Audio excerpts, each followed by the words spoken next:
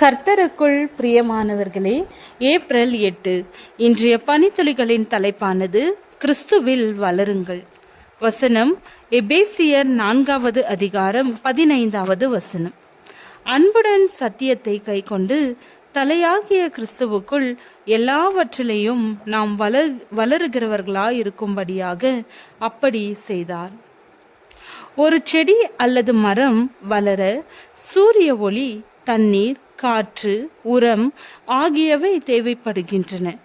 வளர்ச்சி இல்லாத தாவரங்களால் பிரயோஜனம் இல்லை. பொதுவாக ஒரு செடி அல்லது மரம் வளர்ப்பதின் நோக்கம் என்ன?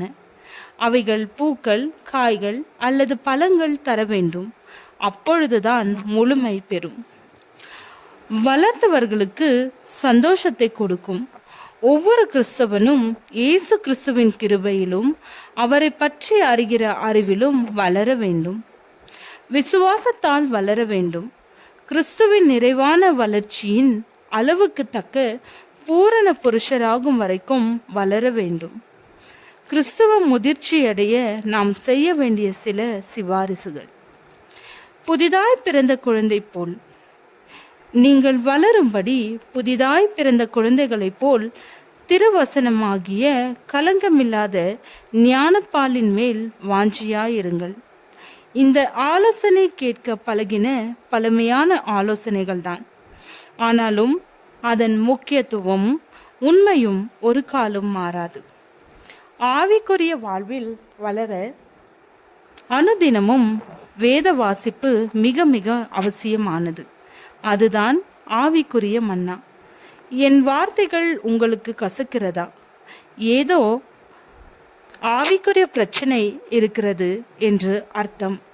எனவே அனுதின உணவு போன்றதான வேத வசனங்களை கருத்தாய் படிப்போம். இரண்டாவது, நாம் அலங்கார செடிகள் கிடையாது. அலங்கார செடிகளில் எவரும் கனிகளை எதிர்பார்க்க மாட்டார்கள். ஆனால் நம்மில் ஆவிக்குரிய கனிகளை எதிர்பார்க்கிறார். கனி கொடுக்கிற கொடி எதுவோ அது அதிக கனிகளை கொடுக்கும்படி அதை சுத்தம் பண்ணுகிறார். யோவான் 15வது அதிகாரம் 2வது வசனம்.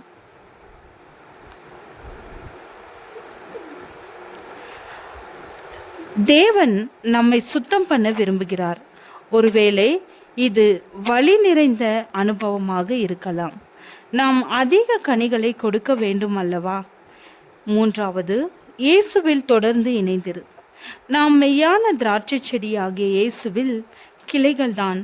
எனவே வளர்ச்சியடையவும் ஆவிக்குரிய கனிகள் கொடுக்கவும் வேண்டும் என்றால் வருடத்தில் 365 நாட்களும் கிறிஸ்துவில் இணைந்து நிலைத்திருந்தால் அவன் மிகுந்த கனிகளை கொடுப்பான்.